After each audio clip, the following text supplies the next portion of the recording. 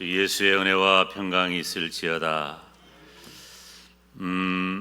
이번 여름에 담임 목사는 믿음이란 무엇인가 라는 주제로 말씀을 전하고 있습니다. 믿음이 뭐냐고 몇 가지로 이렇게 단정할 수 없고 그것으로 다 설명할 수는 없지만 매우 기본적인 몇 가지 원리를 살피고 있습니다. 서론적으로 말씀을 드릴 때는 예수님을 믿는 성도는 구별된 사람이다. 그래서 믿음을 가진 성도는 하나님의 은혜를 따라 거룩한 삶을 살아야 한다 말씀을 전했습니다. 5가지 단계로 이어서 말씀을 전하는 중에 첫 번째는 패밀리, 하나님의 가족으로서 우리는 서로 사랑하고 서로 헌신해야 한다는 것이죠. 두 번째는 어소시에이트, 우리 교회 모든 성도들은 신앙적으로 한 분 하나님을 신앙하고 예배하는 가족이며 형제라는 것입니다. 지난 주일에는 아이덴티티, 성도들의 자기 정체성에 대해서 언급하면서 나를 지으시고 구원하신 그 하나님을 찬송하는 멋진 인생이 되자고 했습니다. 오늘 우리는 믿음에 대해서 살피면서 네 번째 T에 해당하는 단어는 테스타멘트입니다. 이 테스타멘트라고 하는 단어는 여러 가지 뜻이 있지만 신앙적으로 볼 때 하나님과 사람과의 약속이라는 의미가 있습니다. 테스타멘트라고 하는 것은 성경인데 구약 성경을 올드 테스타멘트, 신약 성경을 뉴 테스타멘트라고 하죠. 이 성경을 살피는 것은 매우 중요한 일입니다. 다음 주는 이제 마지막 5번째 말씀을 전하고 그리고 그 다음 주에는 총 정리하는 시간을 갖도록 하겠습니다. 바울은 디모데에 대해서 말할 때에 신앙적으로 매우 높게 평가했습니다. 어느 정도냐면 디모데후서 1장 3절 말씀에 오늘은 좀 말씀을 많이 봅니다. 함께 읽습니다. 나의 밤낮 간구하는 가운데 쉬지 않고 너를 생각하여 청결한 양심으로 조상적부터 섬겨오는 하나님께 감사하고 아멘. 내가 쉬지 않고 너를 생각하는데 너는 청결한 양심을 가졌다. 그리고 조상적부터 하나님을 섬겼다. 이 디모데에 대한 상당한 평가를 하는 것이죠. 뿐만 아니라 디모데후서 1장 5절에 이렇게 기록해요. 함께 읽습니다. 이는 내 속에 거짓이 없는 믿음을 생각함이라. 이 믿음은 먼저 내 외조모 로이스와 내 어머니 유니게 속에 있더니 네 속에도 있는 줄을 확신하노라. 아멘. 너는 거짓이 없는 믿음의 사람이다. 이것은 그저 너 자신에게만 떨어진 것이 아니라 네 외조모 로이스와 어머니 유니게도 그렇게 거짓 없는 믿음을 따라 살았는데 너도 그런 사람이구나 라는 의미이죠. 바울은 그런 디모데를 인간적으로 그리고 또 신앙적으로 사랑했습니다. 우리가 신앙적으로 사랑한다는 것은 어느 정도 표현할 수 있어요. 예수님을 믿는 성도가 한 교회에 다니면서 한 교회 형제로서 서로 사랑한다 말은 할 수 있지만 인간적으로 사랑하는 것, 이 인간적으로 사랑하는 것을 인간적인 것이다 이렇게 예단해버리면 안 됩니다. 우리 주님의 사랑도 눈물을 흘리고 기뻐하고 그리고 측은히 여기는 그런 사랑이었습니다. 그렇기 때문에 예수님을 믿는 성도들도 신앙적으로 인간적으로 사랑하는 것은 매우 중요하죠. 그러니까 바울이 디모데를 얼마나 귀하게 여겼는지를 알 수 있습니다. 디모데후서는 바울이 기록한 마지막 성경입니다. 다시 말하면 이제 바울의 생명이 얼마 남지 않았습니다. 그런 바울이 자신의 생명이 다하는 그 순간에도 그리워한 사람이 바로 디모데였습니다. 디모데후서 1장 4절에 보면 내 눈물을 생각하여 너 보기를 원한다. 너 보기를 원하는 것은 너를 보는 것이 내 기쁨이 가득하다. 자신의 생명이 다해가는 그 순간에 디모데야, 내 아들아, 내 제자야, 내 동역자야, 내가 너를 보고 싶구나. 그리워하는 겁니다. 그래서 디모데후서 4장 9절 말씀을 보면 너는 어서 속히 나에게로 와다오. 나에게로 와다오. 그리고 이 말씀을 마치면서 디모데후서 마지막 4장 22절에 바울이 쓴 마지막 문장입니다.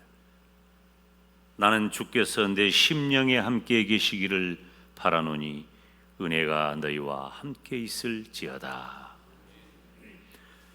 그러면 어떻게 디모데는 인간적으로 신앙적으로 바울로 하여금 이런 평가와 사랑을 받게 되었을까요? 저는 목사입니다. 저는 목사로서 정해진 기한 동안 여러분들에게 내가 가진 재능과 은사와 생명을 다 바쳐 여러분께 헌신하는 사명을 가지고 있어요. 그런데 저도 언젠가는 여러분을 떠나지 않겠어요? 우리 원로 목사님 떠나셨듯이 그런 날이 오면 저도 여러분을 어떻게 그리워하고 어떤 사람으로 그리게 될까 제 마음 가운데 그림을 그려볼 수도 있습니다. 바울은 디모데를 이렇게 사랑하고 이렇게 평가했는데 바울이 무슨 정이 많아서 인간적으로 더 끌려서 그런 면이 전혀 없다고 할 수는 없지만은 사실 바울이 디모데를 이렇게 사랑하고 디모데를 이렇게 높게 평가하는 데는 분명한 이유가 있습니다. 그 이유가 뭐냐면 오늘 본문 앞에 있는 디모데후서 3장 14절 15절이에요. 우리가 함께 읽습니다. 그러나 너는 배우고 확신한 일에 거하라. 네가 네게서 배운 것을 알며 또 네가 어려서부터 성경을 알았나니 성경은 능히 너로 하여금 그리스도 예수 안에 있는 믿음으로 말미암아 구원에 이르는 지혜가 있게 하느니라. 아멘. 디모데가 디모데 된 것은 그리고 디모데의 일생이 디모데가 디모데 했다고 표현할 수 있는 것은 하나님의 말씀인 성경을 잘 배우고 그 성경의 가르침을 따라 살았기 때문이에요. 여러분, 디모데가 바울에게 무엇을 얼마나 잘해서 높게 평가를 받은 게 아니에요. 누구보다도 정에 더 끌려서 바울이 디모데를 그렇게 말한 것이 아니에요.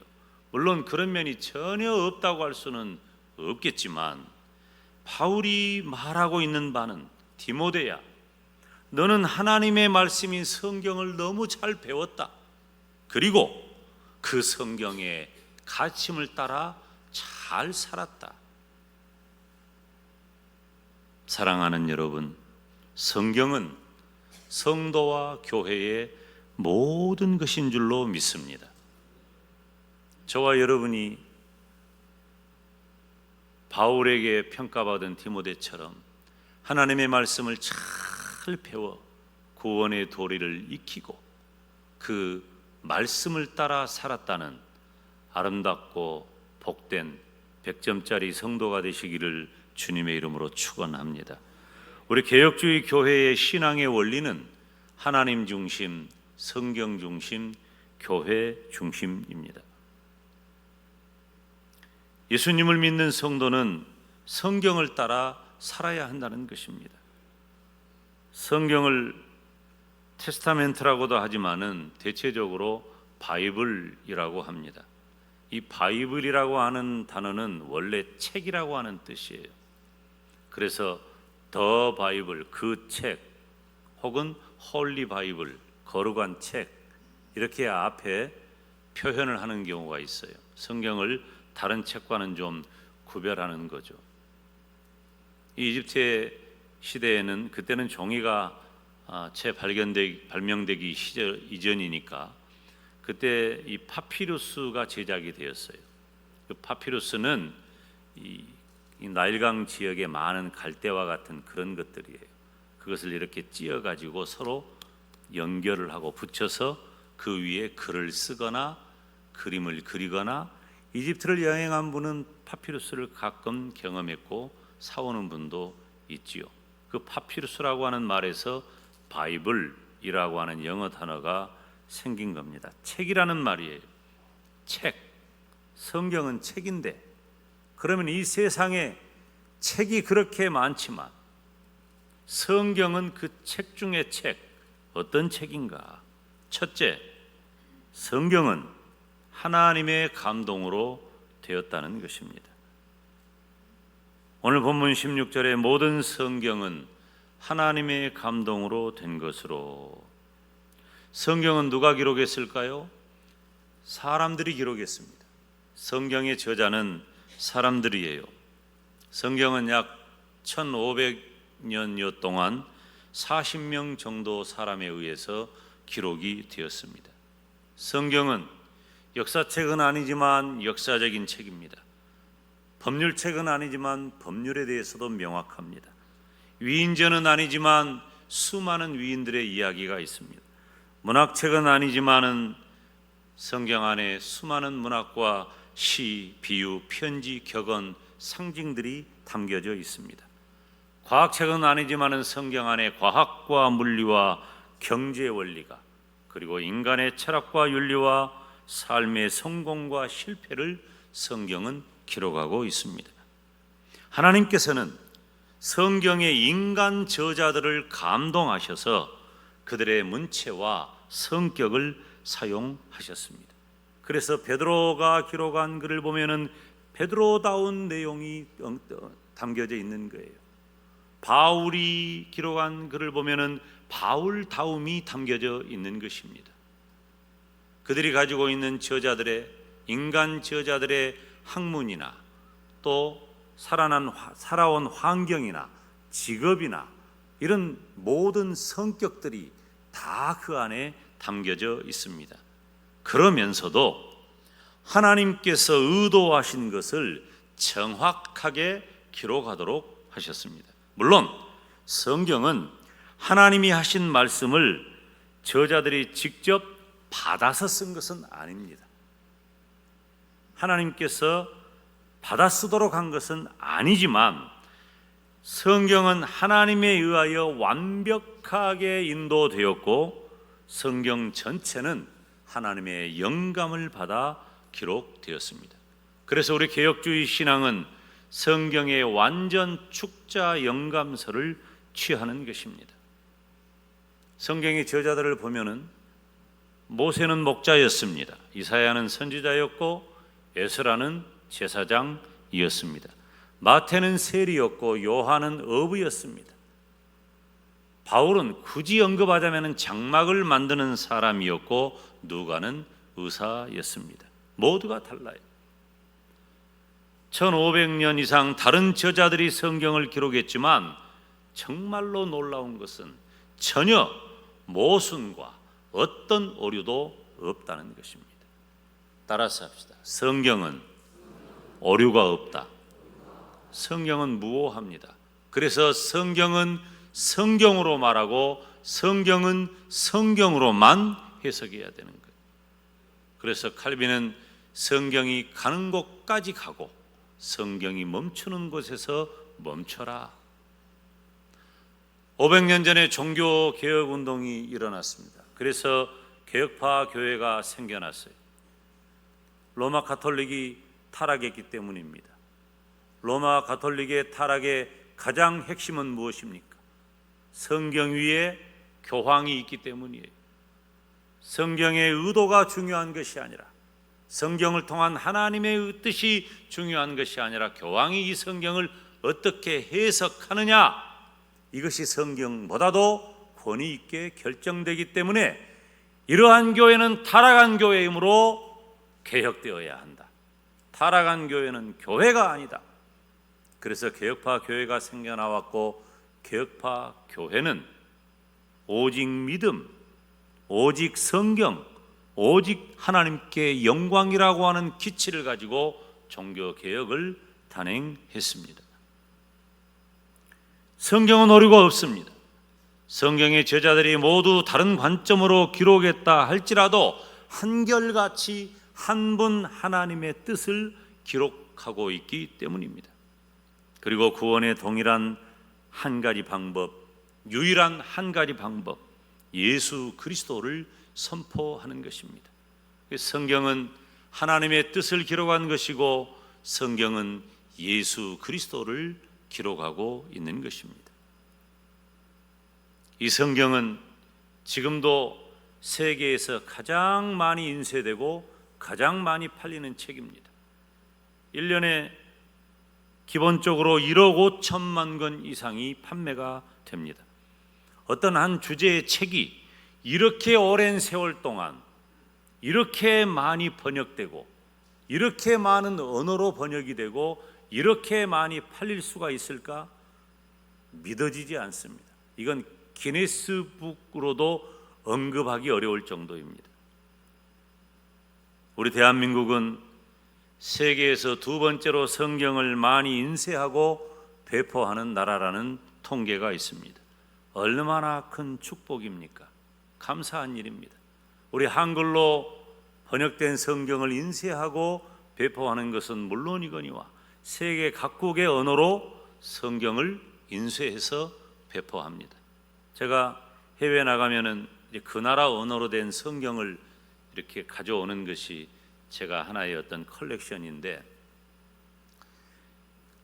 이렇게 성경을 넘기니까 어떤 나라에 가면은 인쇄처가 대한성서공회, 이렇게 우리나라에서 인쇄해서 보냈다라고 하는 것이 증명이 되더라고요. 얼마나 반갑고 감사했는지 모릅니다. 사랑하는 여러분, 성경은 하나님의 감동으로 기록되었음을 믿으시기 바랍니다. 두 번째로, 왜 오직 성경이냐? 성도의 삶을 온전케 하기 때문입니다. 오늘 본문을 우리가 함께 다시 읽어보겠습니다.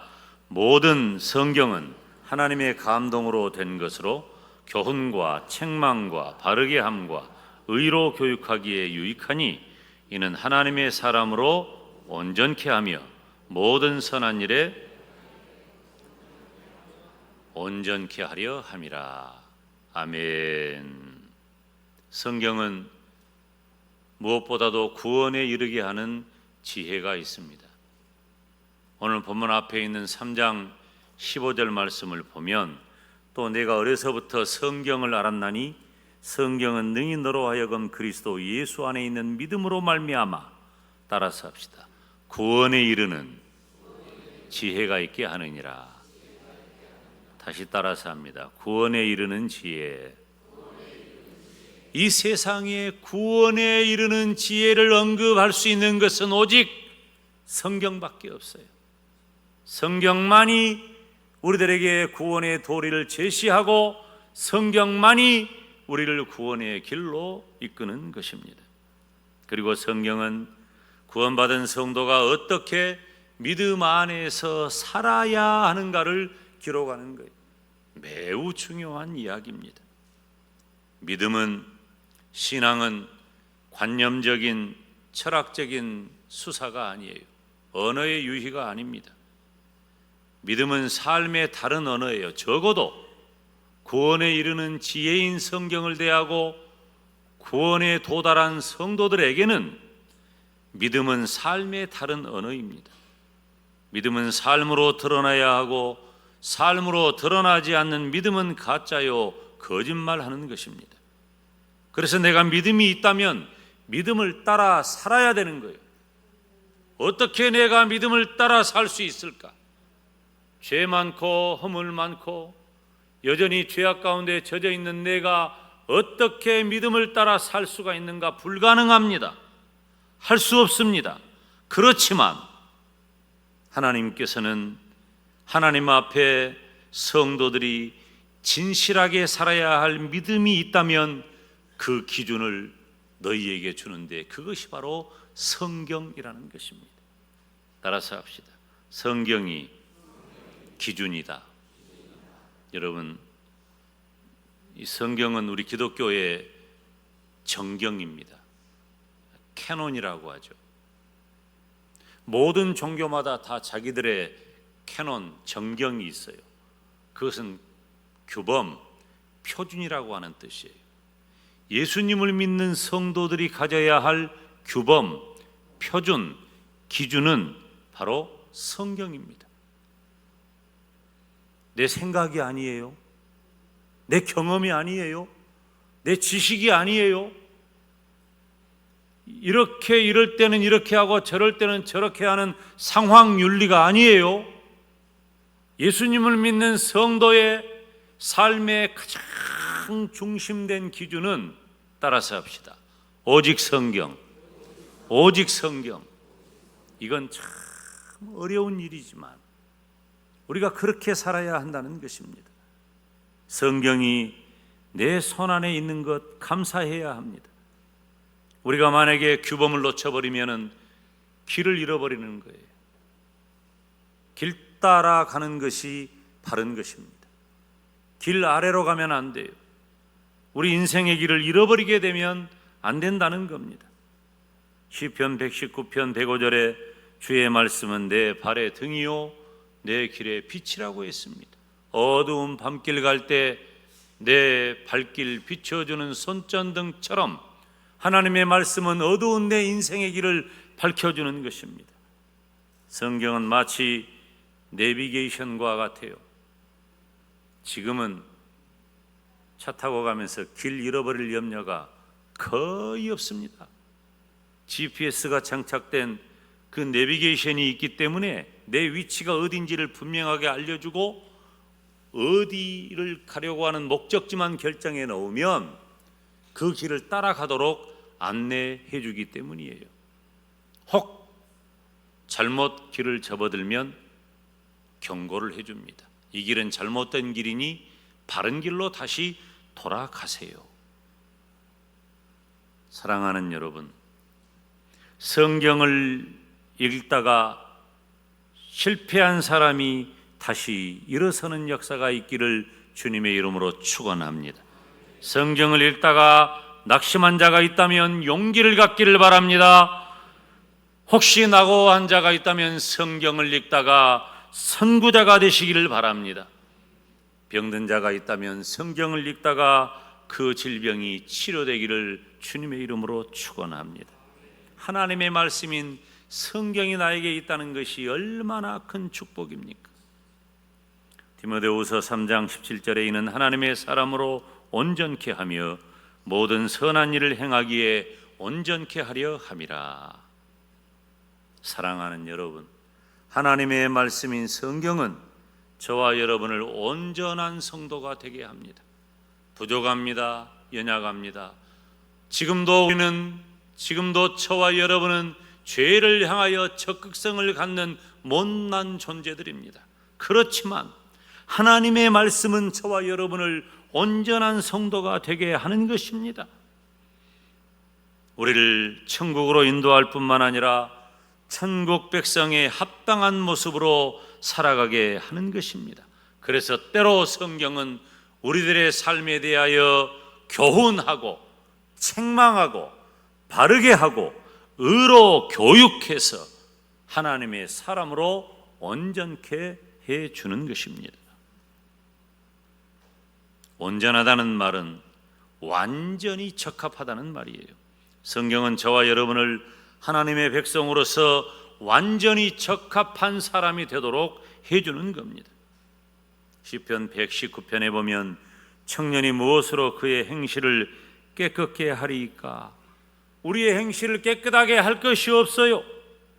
주의 말씀을 따라 삼갈 것이니이다.